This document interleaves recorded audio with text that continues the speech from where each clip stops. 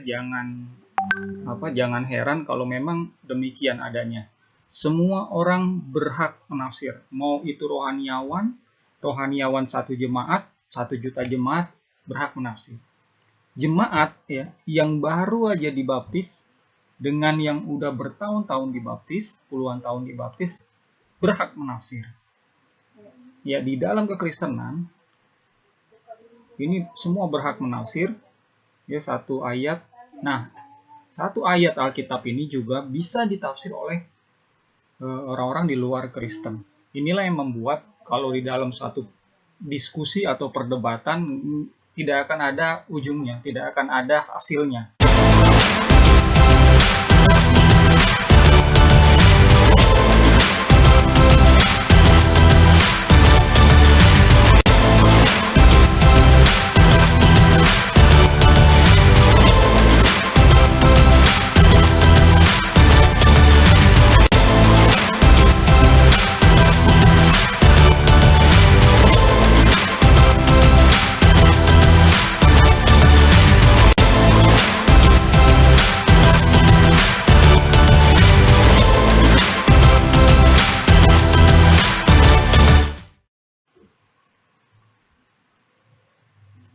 Assalamualaikum.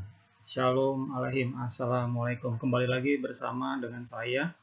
Ini udah lama saya skip ya, tidak buat video. Kira-kira ada 2 bulan kali ya. Jadi selama ini saya fokus untuk menulis buku dan juga diundang untuk diskusi. Kembali lagi di channel Nasrani Indonesia, terus kita membahas tentang agama, sains, dan juga sejarah. Ini adalah satu-satunya channel di YouTube yang saya lihat menggabungkan ini, unsur agama dan sains dan sejarah. Kebanyakan channel YouTube yang membahas tentang agama ya, yang dilakukan oleh para rohaniawan itu membahas hanya sebatas agama dan sejarah. Ya, tapi begitu ngomongin sains ya mereka tidak mendalam. Baik, apa yang akan saya mau sampaikan pada kesempatan kali ini ya, judulnya waspadalah dalam menafsir ya, atau bagaimana menafsir dengan baik.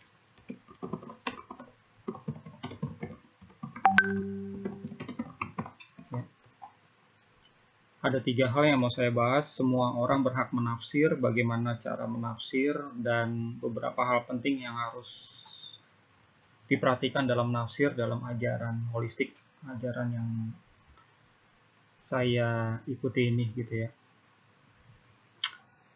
Baik, kita masuk aja ke yang pertama langsung. Semua orang berhak menafsir.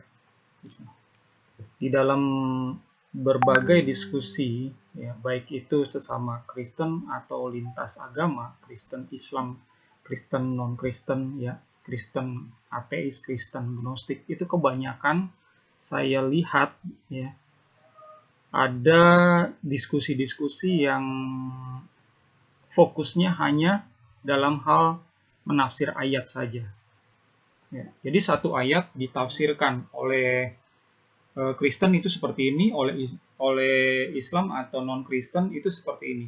Kalian membahasnya ayat yang sama. Nah, kenapa bisa berbeda penafsirannya, arti dari ayat itu? Ya karena diartikan dengan pola pikirnya masing-masing. Ya. Jangankan ya menafsir ayat Kristen dan non-Kristen, sesama Kristen aja ya, satu ayat itu kalau dilempar kepada 10 rohaniawan itu artinya bisa beda-beda loh. Saya bicara dalam satu denominasi atau satu aliran itu bisa beda-beda. Bagaimana lagi kalau misalnya rohaniawan itu dari atau datang dari berbagai aliran ya. Jadi memang kecenderungannya menafsirkannya jadi sesuai dengan pemikirannya masing-masing dan hasilnya adalah berbeda gitu. Jadi jangan salah paham ya, jangan heran kalau memang demikian adanya. Semua orang berhak menafsir. Mau itu rohaniawan satu jemaat, 1 juta jemaat berhak menafsir. Jemaat ya yang baru aja dibaptis dengan yang udah bertahun-tahun dibaptis, puluhan tahun dibaptis, berhak menafsir. Ya di dalam kekristenan ini semua berhak menafsir ya satu ayat. Nah, satu ayat Alkitab ini juga bisa ditafsir oleh orang-orang di luar Kristen. Inilah yang membuat kalau di dalam satu diskusi atau perdebatan tidak akan ada ujungnya, tidak akan ada hasilnya. Karena semua menafsirkan sesuai dengan kehendaknya masing-masing. Gitu ya. Nah, kalau saya boleh share ya sedikit ya. Begini rekan-rekan. Di dalam sejarah kekristenan ya, sebenarnya gereja-gereja awal ya, itu tidak memiliki tradisi jemaat itu boleh menafsir. Jadi jemaat itu duduk di bawah kaki para imam, para pengajar, menerima pengajaran dari mereka. Baru semenjak abad 15, abad 16, di mana Martin Luther itu merumuskan pengajaran-pengajarannya, yang salah satunya mengajarkan kalau Alkitab itu adalah firman dari Tuhan, ya. Nah, dari rangkaian ajarannya inilah yang mencetuskan kalau semua berhak untuk menafsir. Jadi rekan-rekan Martin Luther ya atau para penerus ajarannya ini berbuat seperti itu. Jadi saya bukan rohaniawan, saya rohaniawan, saya menafsir gitu. Jadi tafsiran saya berbeda sama tafsiran Anda. Jadi akhirnya saya buat aja gereja sendiri. Nah, akhirnya seperti itu terus dan terus dan terus gitu. Jadi kalau kita ada dalam satu denominasi ada perbedaan penafsiran, akhirnya pecah lagi. Itulah yang terjadi di dalam kekristenan ya. Semua berhak menafsir dan itu adalah akibatnya, buahnya gitu ya. Dan ini adalah fakta yang tidak bisa dipungkiri, tidak bisa ditutupi lagi. Semua seperti ini kok ya. Dan itu wajar adanya gitu ya. Ini yang pertama, semua berhak menafsir. Lalu yang kedua adalah cara menafsir, berbagai cara menafsir. Nah, kalau saya diskusi sama teman-teman Yahudi atau Kristen yang belajar banyak dari rabi-rabi ya, mereka itu punya cara menafsir yang disebut pardes. Ya, ini ya dia. Ini. Ya, pardes eksegesi Yahudi, ya. Pardes itu terbagi dari Peshat, Remes, Ruam sama Shot gitu ya. Waktu saya masih di Kristen Mesianik juga saya pernah diajar oleh seorang gembala yang memakai cara menafsir itu seperti ini. Jadi diperhatikan dulu poin-poin ini ya. Peshat, Remes, Ruam, Shot. Di video pengajaran ini saya tidak akan menjelaskan ini secara detail kawan-kawan karena memang ini bukan cara saya dalam menelaah isi kitab suci ya. Saudara-saudara kalau tertarik membahas Pardes ya, eksegesis Yahudi, saya sarankan sekali untuk belajar kepada rabi-rabi Yahudi. Ini caranya mereka. Dan itu sekarang ini merebak pada orang-orang Kristen juga, terutama Kristen Mesianik gitu ya. Lalu ada juga ya, ini gematria ya. Jadi ada satu ayat dilihat ya, satu tokoh di situ. Tokoh itu namanya siapa dan nama itu kan terdiri dari huruf-huruf ya. Nah, huruf-huruf Ibrani itu ada angka-angkanya, ada urut-urutannya. Jadi dijumlah semuanya, ditambah semuanya, jadi totalnya berapa. Nah, Dari total angka penjumlahan tersebut ya, itu bisa disimpulkan karena tokoh tersebut itu sama dengan tokoh lain yang jumlah jumlah hurufnya itu nilai hurufnya itu sama. Nah, demikian garis besarnya cara menafsir gematria ini. Ini juga dipakai oleh suatu sistem Yahudi tradisional. Gitu ya. Saya perhatikan juga teman-teman Kristen ya dalam banyak diskusi memakai cara seperti ini dalam mengartikan satu ayat. Gitu. Ya, ini dia. Alef itu desimalnya 1, bet 2, gimel 3, dalet 4, dan seterusnya. Lagi-lagi saya tidak memakai ini di dalam pengajaran saya. Oh ya, rekan-rekan, di dalam saya menyampaikan ini ya, saya tekankan ya, kalau kekristenan itu kan sudah ada lebih dari 40.000 aliran Kristen. Saya seperti tadi saya bilang, kalau semua berhak untuk menafsir, ya, termasuk saya juga berhak untuk menafsir ya. Dan saya menghormati setiap tafsiran yang ada. Bahkan saya juga menghormati kalau ada non-Kristen itu menafsirkan ayat-ayat kitab suci Kristen. Gitu. Jadi saya tidak punya kebiasaan ya, atau kami tidak pernah diajar untuk menuding ya hasil tafsiran orang itu salah, sesat, lalu dia termasuk dalam golongan bidat dan lain sebagainya. Ya, berbeda di dalam ajaran kami itu adalah hal yang biasa karena manusia dalam memahami isi Alkitab, dalam memahami keilahian itu memerlukan suatu proses. Jadi ada progresnya. Ya. Saya seperti contoh saya sendiri ya, memahami sosok ilahi Tuhan itu pada saat saya masih remaja sampai saya sekarang itu suatu proses.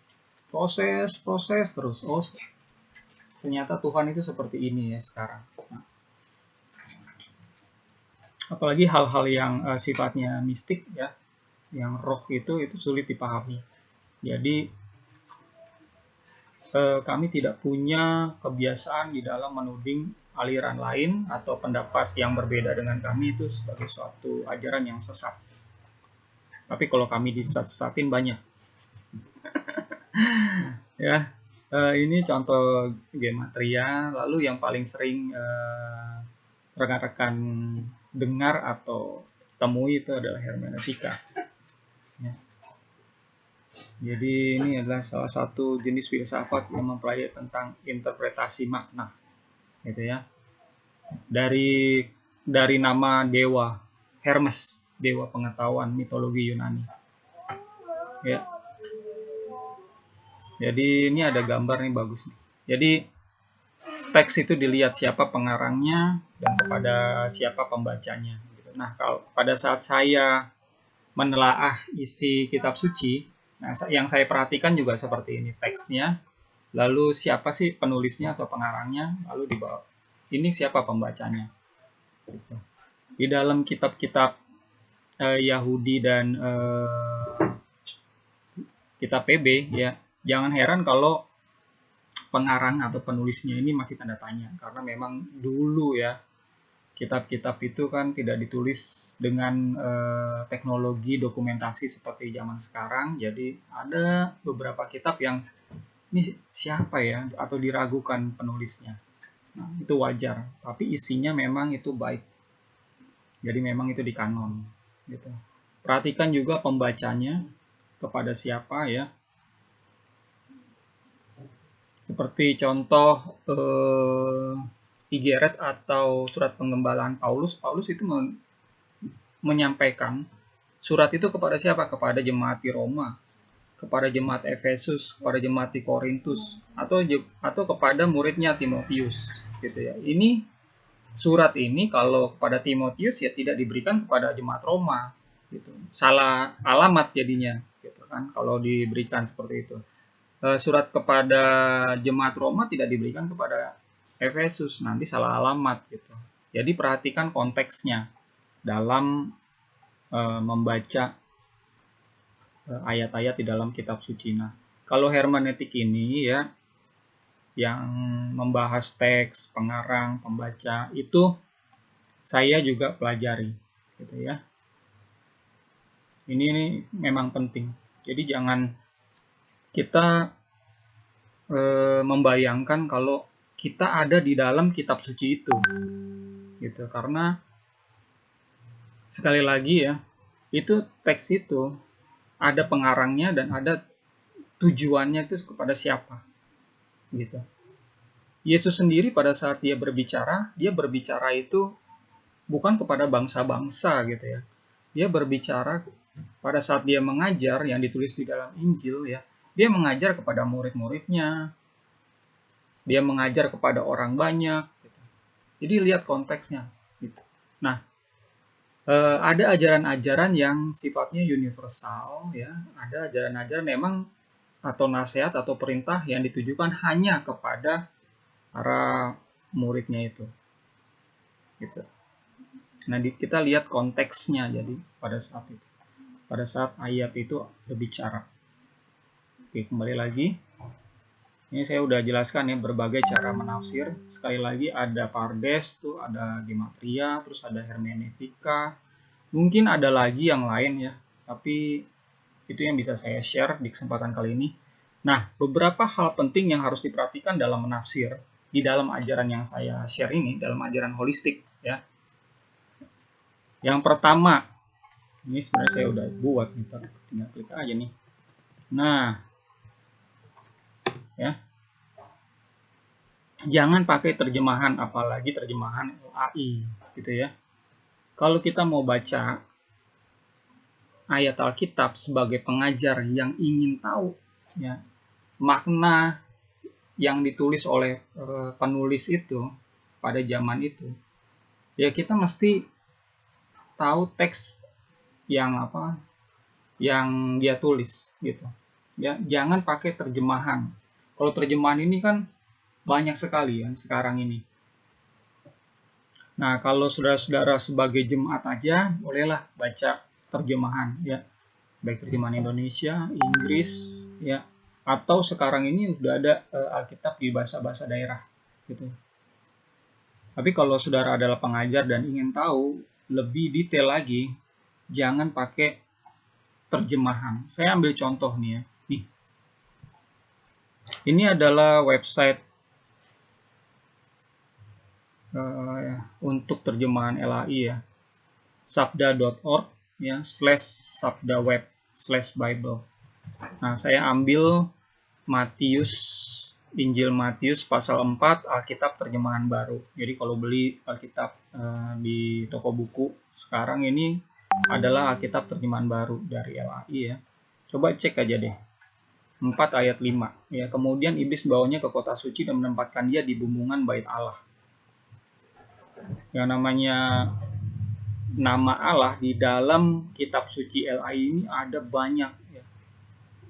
Ada banyak sekali ya. Kalau ini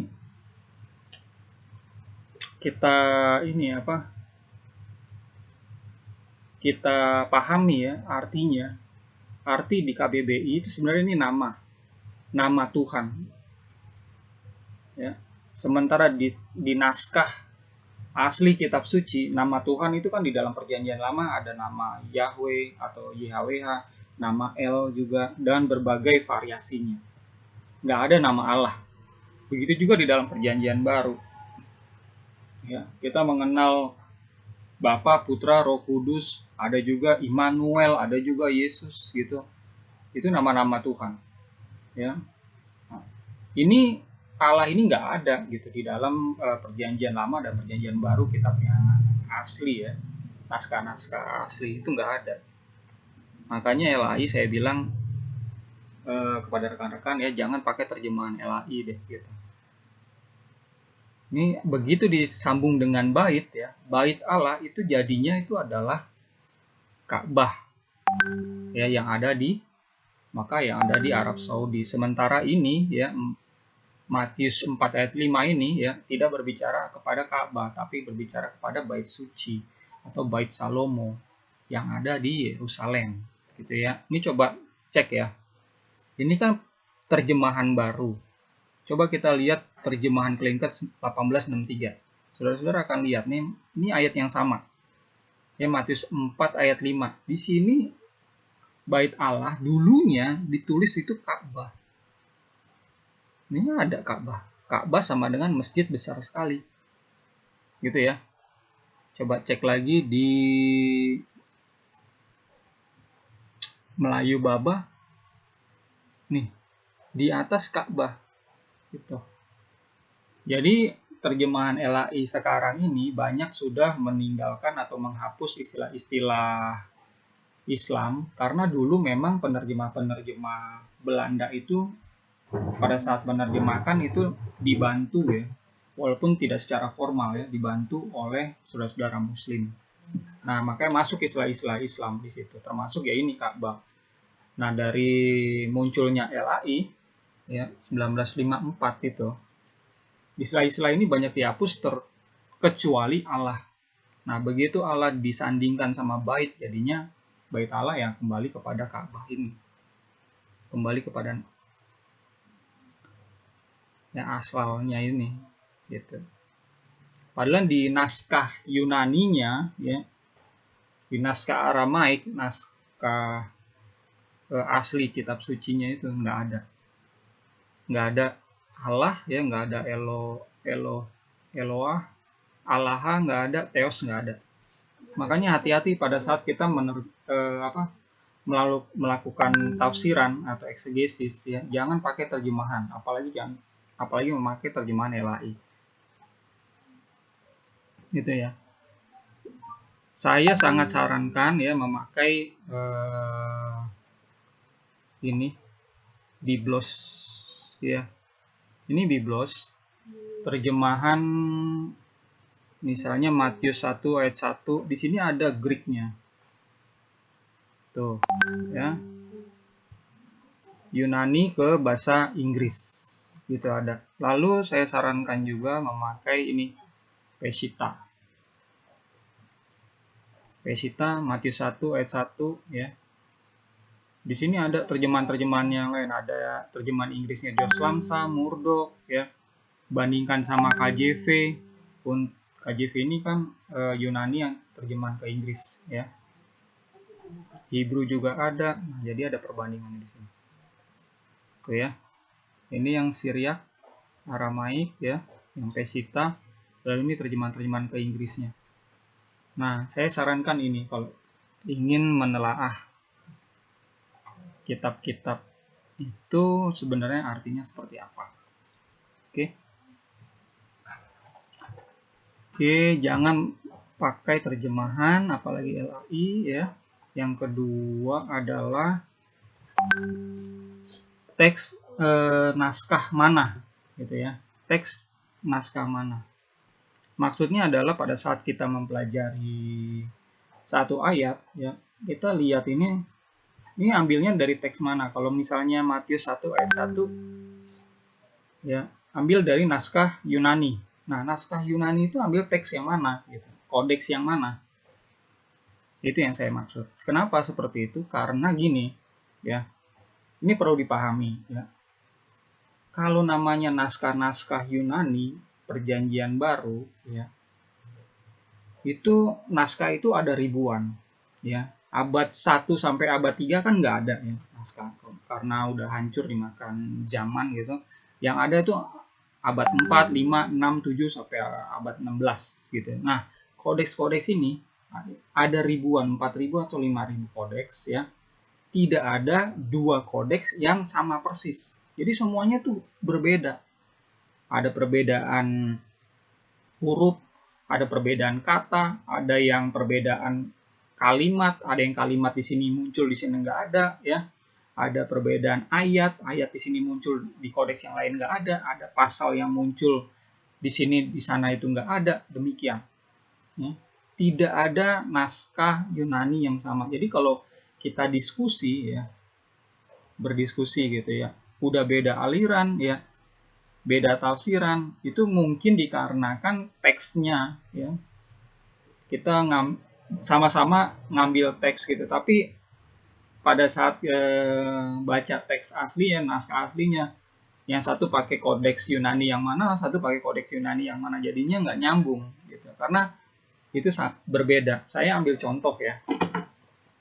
Saya ambil contoh. Ini dari buku Was the New Testament Really Written in Greek? Ya, apakah benar-benar kitab NT atau Perjanjian Baru itu ditulis di dalam Yunani? Nah, ini buku bagus ya. Kalau baca buku ini tuh berarti kita tahu penulisnya itu, tahu Perjanjian Baru Yunani dan Perjanjian Baru Aramaik. Nah, ini buku ini membandingkan. Nah, di dalam Perjanjian Baru Yunani ya, itu ternyata ada ayat-ayat ya, di mana ayat di kodeks ini ngomongnya A, di kodeks lain ngomongnya B. Ya. Jadi bingung nih, ini mana yang benar? Nah, contohnya adalah seperti ini ya. Di 1 Korintus 13 ayat 3. Di situ ada burn, ada kodeks lain yang bilang bos. Ada yang terbakar ya, atau burn, atau yang bos itu meninggikan diri. 1 Petrus 3 ayat 13. Ada yang bilang be an imitator, ada yang be zealous. Zealous. Ya. 1 Korintus 11 ayat 10. Ada yang bilang power, ada yang bilang covering. Gitu. Terus di Matius 11 ayat 19, ada yang bilang her children, ada yang bilang her deeds. Matius 4 ayat 30. Ada yang bilang to compare, ada yang bilang to represent. Ya, Wahyu 6 ayat 15. Ada yang menuliskannya those who are strong, ada yang menuliskan who have power. Yohanes 11 ayat 13. Ada yang bilang saying, ada yang bilang thinking. Ya. Lukas 13 ayat 24. Ada yang bilang thought the gate, ada yang menuliskan door. Ya. Revelation 2 ayat 20. Ada yang menulis suffer, ada yang menulis tolerate. Gitu. Dan ini sangat banyak ya. Di buku ini itu dijelaskan. Ada banyak sekali perbedaan kata di dalam naskah-naskah Yunani, di mana ayat ini sebenarnya sama gitu. Jadi kalau kita mau menelaah ya satu ayat, itu pastikan dulu kalau kita tuh tahu sebenarnya kita tuh pakai referensi naskah mana. Ya, terutama yang Yunani ya. Kan ada naskah abad 4, 5, 6, 7, 8, 9 seterusnya gitu kan. Nah, naskah-naskah ini baru dikompilasi sebenarnya, dikompilasi karena dulu gini ya, yang namanya jemaat kan nggak pegang kitab ya, dia terima aja pengajaran dari jemaat. Nah, rohaniawan itu bingung gitu, ini kalau mau dikasih ke jemaat yang mana gitu, karena kan beda-beda gitu kan, walaupun kanonnya tuh sama ya, kanonnya tuh Matius sampai Wahyu gitu, tapi kan ya itu tadi saya bilang, di dalam satu ayat itu ada kodeks ini yang ngomong begini, ada kodeks ini yang ngomongnya begitu. Ada satu kodeks yang satu ayat itu ada berapa kalimat ya, ada yang cuma satu kalimat aja. Itu ada seperti itu. Gitu. Nah makanya ya ada kompilasi, beberapa kompilasi naskah-naskah Yunani. Yang pertama majority text. Yang kedua adalah Textus Receptus. Yang ketiga adalah critical text. Gitu. Nah, ini saudara-saudara pasti harus pahami kalau saudara adalah pengajar gitu ya. Textus Receptus ya. Itu terjemahannya mana aja dalam bahasa Inggris. Ya, critical text terjemahannya mana aja di dalam bahasa Inggris. Terus majority text terjemahannya mana aja di dalam bahasa Inggris gitu. Jadi pada saat menelaah gitu, kita lihat bahasa Inggris gitu, oh ini pasti ngambilnya dari Textus Receptus. Textus Receptus ya, ini dikompilasi ya oleh Father Erasmus dari Roma Katolik gitu ya. Nah, naskahnya mana aja yang ada di dalam Textus Receptus ini? Oh, ini berbeda sama critical text yang dibuat oleh dua orang rohaniawan dari Anglikan. Majority text ya yang membuat kompilasi ini adalah bapak-bapak gereja atau rohaniawan dari Kristen Ortodoks. Nah, gitu ya. Jadi harus tahu gitu. Saya yakin saya kasih tahu ini baru banyak yang sadar gitu ya, karena pada saat saya diskusi gitu sama orang-orang Kristen sendiri, mereka sendiri itu masih banyak yang meyakini kalau perjanjian baru itu nggak pernah berubah. Apanya nggak pernah berubah gitu? Pasti ada perubahan. Kenapa? Ya, ini bukan karena faktor sengaja. Ini tidak disengaja. Kenapa?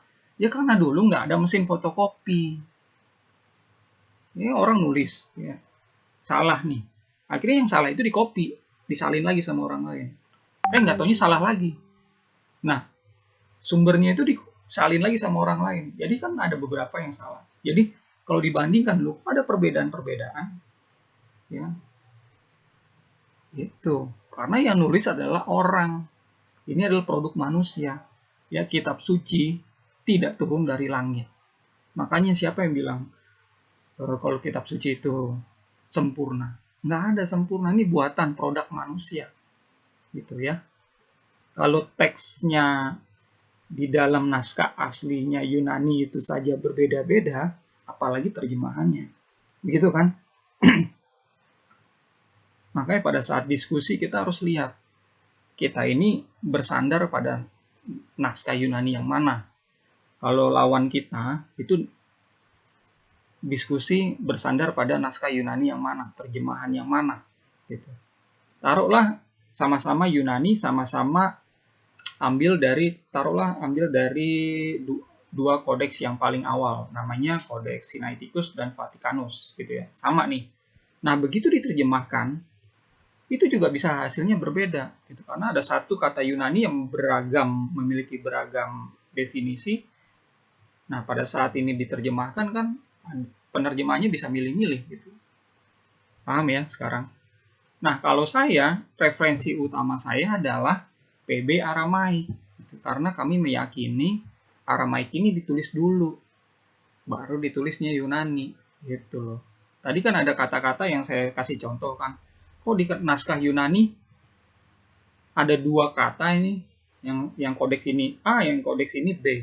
Itu mana yang benar? Itu contoh-contoh split words. Ya. Tadinya asal muasalnya itu satu kata Aramaik. Yesus berbicara dalam bahasa Aramaik, lalu ditulis dalam bahasa Aramaik. Nah, ditulis dalam bahasa Aramaik. Nah, kata Aramaik ini punya dua arti.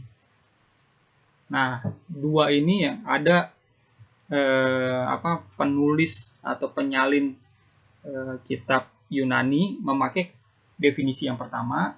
Nah, penyalin yang lain menyalin dengan definisi yang kedua. Jadi di dalam naskahnya Yunani itu ada dua kata yang berbeda. Ini benar-benar berbeda loh ya di dalam Yunaninya. Tapi ya di dalam Aramaiknya itu satu kata yang sama. Sebagai contoh ya, ada di Matius pasal berapa itu yang perumpamaan orang kaya susah masuk surga. Seperti ya golma itu sulit masuk ke dalam lubang jarum. Golma itu di dalam bahasa Aramaik. Nah, punya dua arti golma, yaitu unta dan tali. Kalau orang Yahudi pada saat itu, taunya golma itu adalah tali, karena itu adalah pepatah di dalam bahasa Yahudi.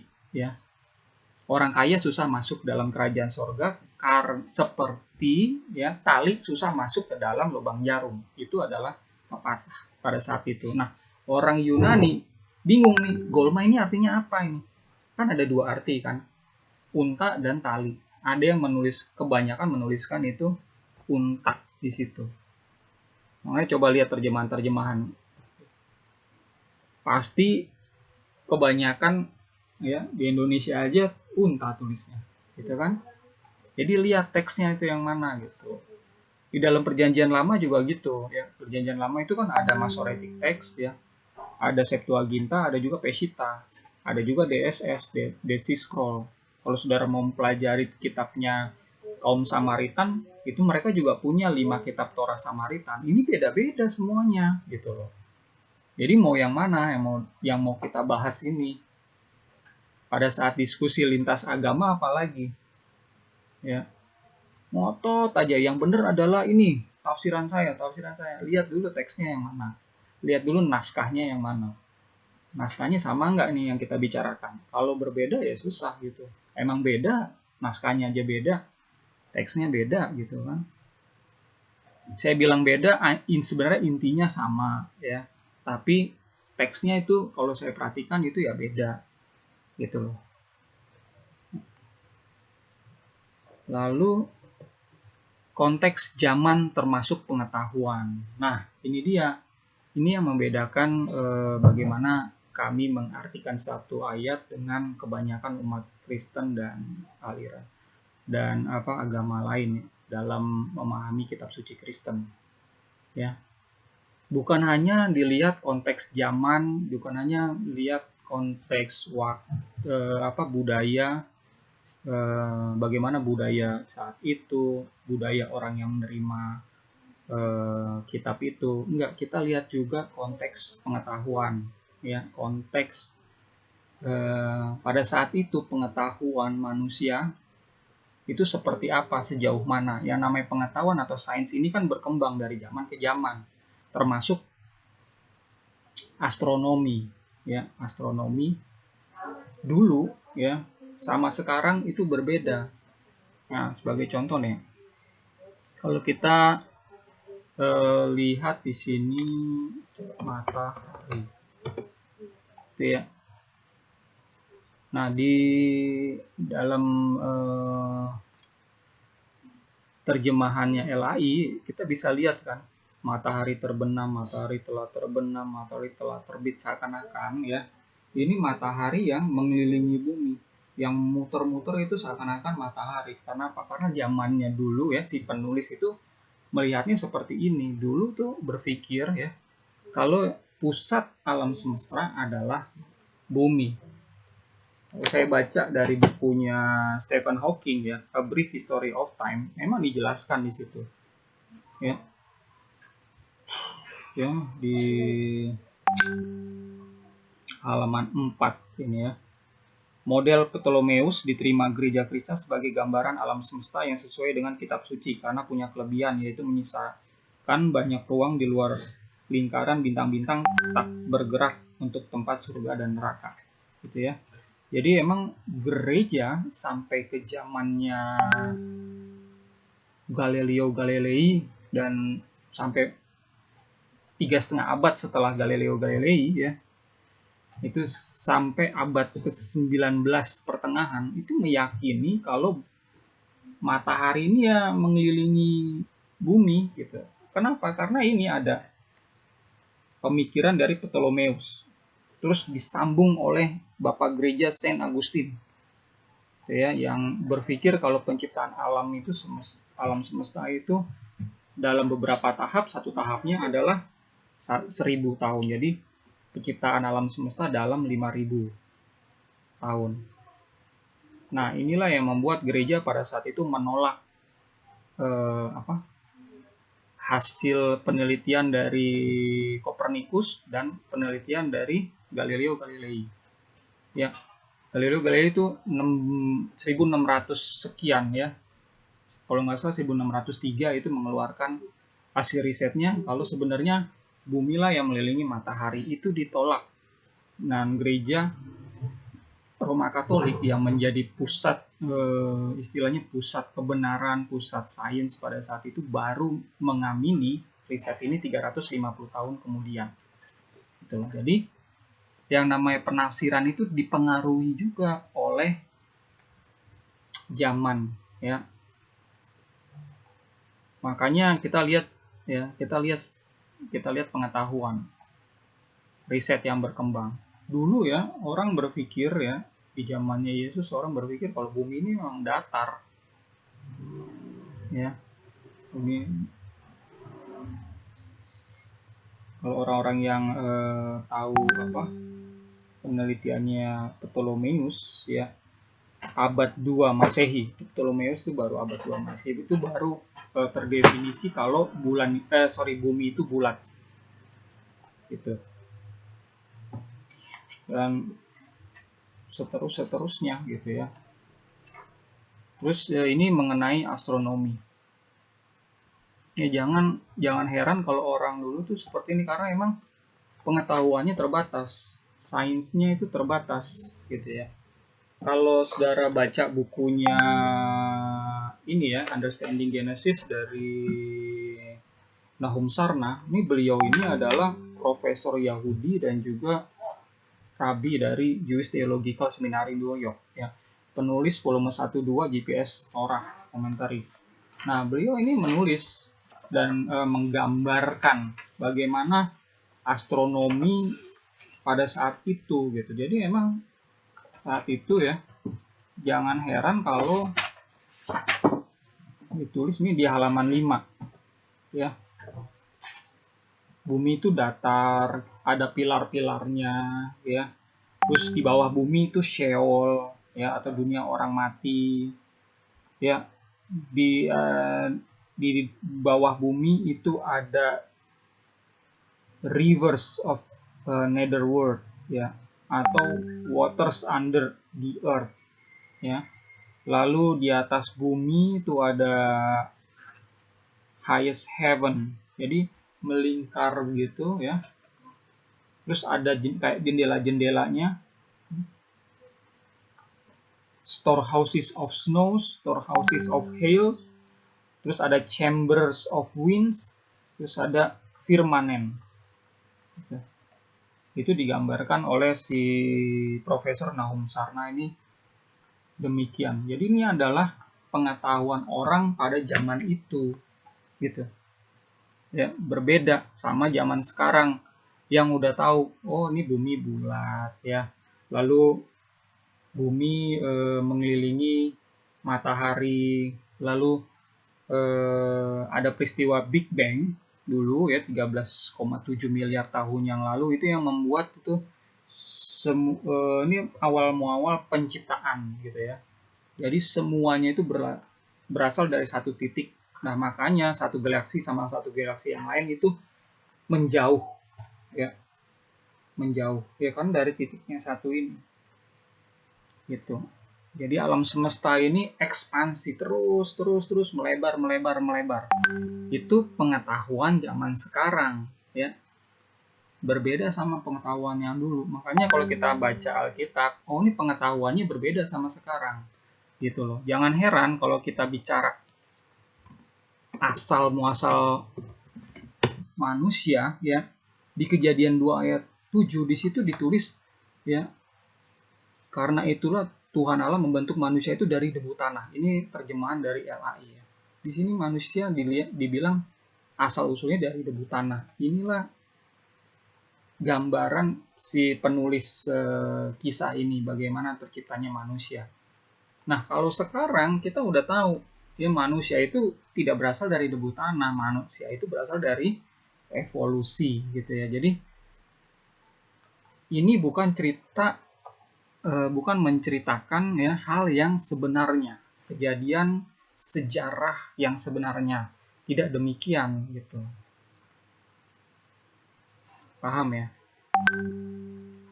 Nah, ini juga diulas di bukunya Understanding Genesis oleh Profesor Yahudi Nahum Sarna ya. Tuh. Ini mesti kita cek lagi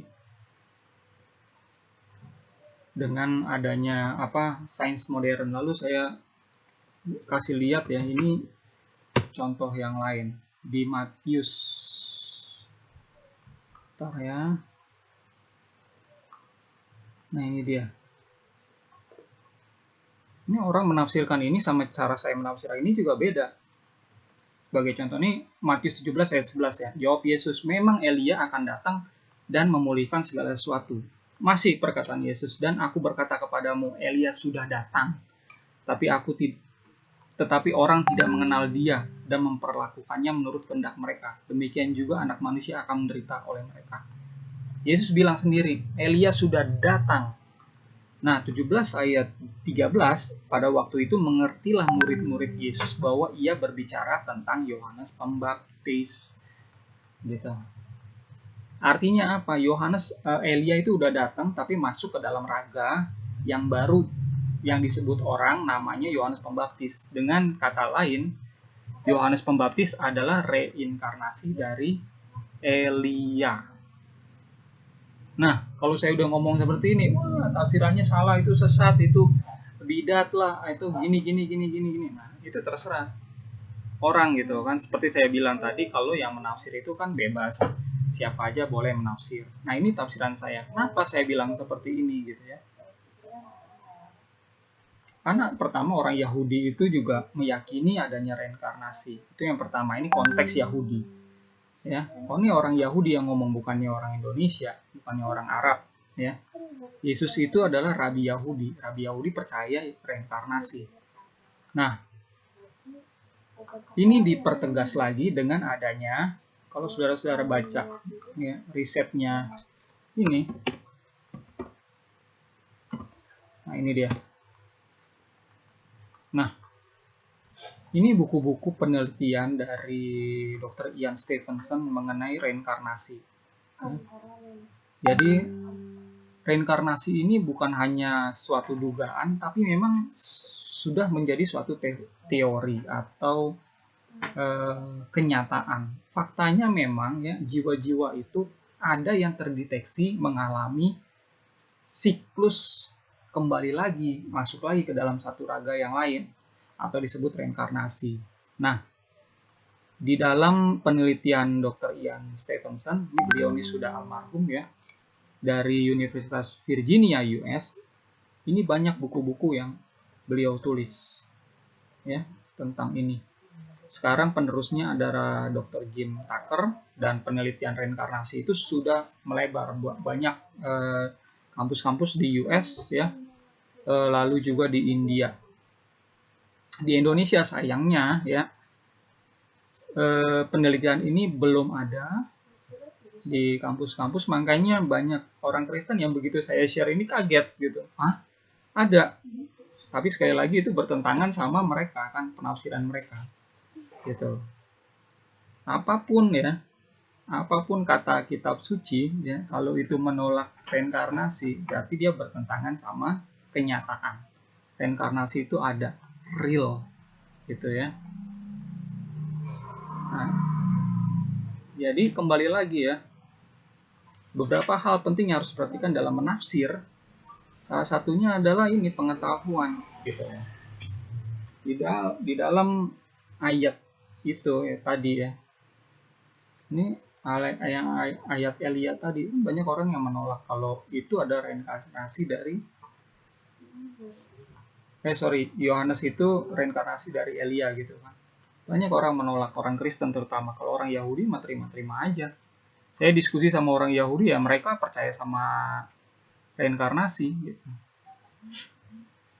Nah, orang Kristen ini gitu yang udah ada ribuan aliran tapi hanya sedikit yang yang percaya gitu. Nah, hal penting lain yang perlu diperhatikan ya, kalau saya lebih condong ya, misalnya saya baca satu ayat yang nggak ngerti artinya apa gitu. Nah, saya mempelajari buku seminari. Buku seminari saya tuh ya isinya ya ajaran turun temurun itu, gitu. Terutama tentang sejarah ya. Saya mempelajarinya dari sana, gitu. Jadi kan banyak orang yang menafsirkan berdoa, merasa dipimpin sama Roh Kudus, lalu dia ngomong gitu. Kalau saya ya saya berdoa juga ya, tapi ya kalau nggak ngerti ya bilang nggak ngerti, nggak tahu isinya apa, artinya nggak tahu gitu. Saya harus pelajari lagi dari materi seminari yang ada yang mengandung ajaran turun temurun ini gitu. Kebetulan saya dulu sempat ada di seminari dan juga menjadi pemimpin seminari di Gereja Nasrani Indonesia, jadi saya tahu ajarannya tuh seperti ini gitu kan. Nah, inilah yang saya jadikan pedoman pada saat saya menafsir. Yang pertama, jangan pakai terjemahan. Lalu perhatikan naskah atau kodeksnya. Lalu yang ketiga, konteks zaman termasuk pengetahuan itu harus diperhatikan, dan saya cenderung melihat ke ajaran turun-temurun ya untuk melihat faktor sejarahnya. Baik, itu saja yang saya bisa share ya kepada rekan-rekan ya. Selamat mempelajari Alkitab ya, selamat menafsir, dan kalau menemukan tafsiran-tafsiran yang berbeda dari rekan-rekan yang lain, saya anjurkan jangan berkecil hati ya, dan jangan langsung mencap ajaran yang berbeda itu sesat, salah gitu. Anggap aja itu suatu perbendaharaan yang baru, pengetahuan yang baru. Begitu aja dari saya. Saya undur diri. Assalamualaikum. Salam sejahtera. Assalamualaikum. Shalom alaikum.